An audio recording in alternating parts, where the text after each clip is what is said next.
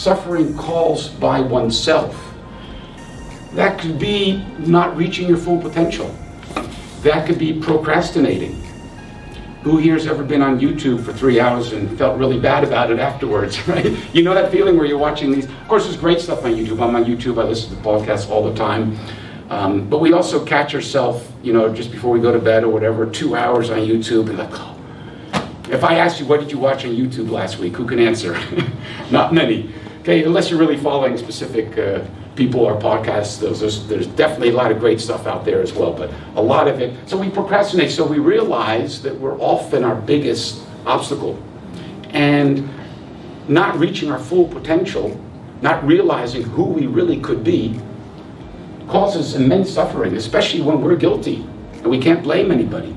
And in a sense, you could say that eventually, at one point, as a grown-up, we have to take full responsibility to what happens. If you're a child or you've gone through traumatic experiences, you have to deal with that first. But at one point, even the suffering caused by the first two, in the end, we then carried on.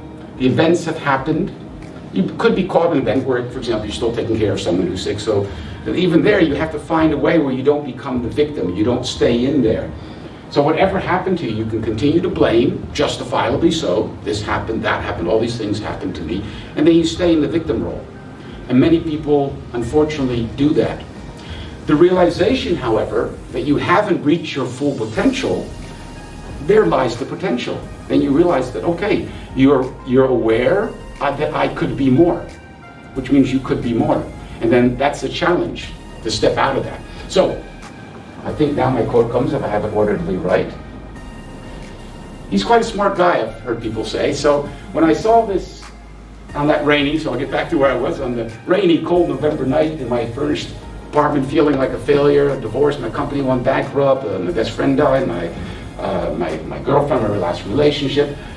I said to myself, I have to get out of this, I have to empower myself, I'm no longer going to be the victim. And as I mentioned already, I already had the 18 years experience martial arts, but what I learned to use on the mat and out on the street to defend myself and stand my ground, I wasn't really applying to my own life. And I'd already been into Buddhism and Taoism since I was like 15 years old, so all these great theories that I knew on a very theoretical level. This is how you should act, this is how you should be, this is what you should do. I was doing them, like I said, on the mat, and I was very good in pointing it out to other people, that maybe you should look at doing this, or maybe you should look at doing that. But the last person we often go to is ourselves. So I said to myself, I have to get out of this. So I started using my training. I started diving deeper into psychology, deeper into my own studies, in, like I said, neuroscience, psychology, leadership training, high performance training, Buddhism, Taoism. I started. Back then, for me, only training a couple hours a week was very little, so I went back to training like 14 hours a week in martial arts. I was already teaching back then and kind of coaching people, and I slowly developed a methodology, which is the martial mind mastery methodology, as a roadmap to self-mastery. And when I say self-mastery, the paradox is that you never really arrive. So I'm not standing here, even though I'm almost 59 years of age, to claim that I've mastered myself. Once you say that, all growth kind of stops. So I think self-mastery is a continuous journey of learning, growing, adapting, and the realization that you never really arrive. So I delved deeper into that. My book is going to come out sometime next year.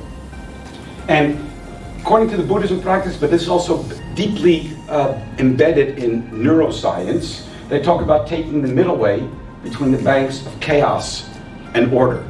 It's basically how our brain works as well. So on the one end, there's order. You have people that are overly orderly, and you have people that are more open, and they're a little bit more to the chaotic side. So people who are very orderly often become bookkeepers or bankers or accountants and things like that, and the more creative people tend to be more on the chaotic side. And the idea is that you kind of go down the middle road, but you don't want to be too orderly.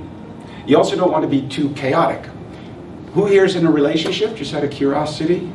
Okay, we're all in a relationship with yourself anyway, right? So, so then you know you don't want your relationship to be so orderly that it's so predictable. If you're in a conversation with a friend, you don't want to know everything that they're saying, like you already know that, because then what's the use of the conversation, right? Because you kind of both know the same.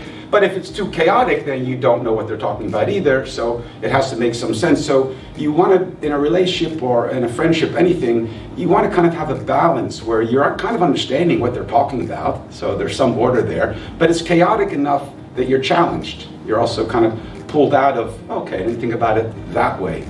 So in Buddhism, they talk about taking the middle path, a river that flows in between, you guys can read it, two banks, and then finding your balance in that. So what happens when you're faced with something chaotic, with a trauma, with a big challenge, you tend, and it's a natural reaction, it's a healthy reaction, you tend to go into the chaotic side. And then the idea is you have to find order in that chaos again. You have to find some order. And once you've established that order, then you can kind of, again, go down and take the middle path. And you can find a natural yin yang, I have to say that once always, balance between the chaos and order. And that's a balance that we're all seeking in life, in a sense. You don't want to fall into chaos, you don't want to be too orderly. And then you'll have your natural temperament, which will sometimes be a little bit more chaotic and a little bit more orderly. As you notice, I'm both. I can be very orderly and I can go other directions as well.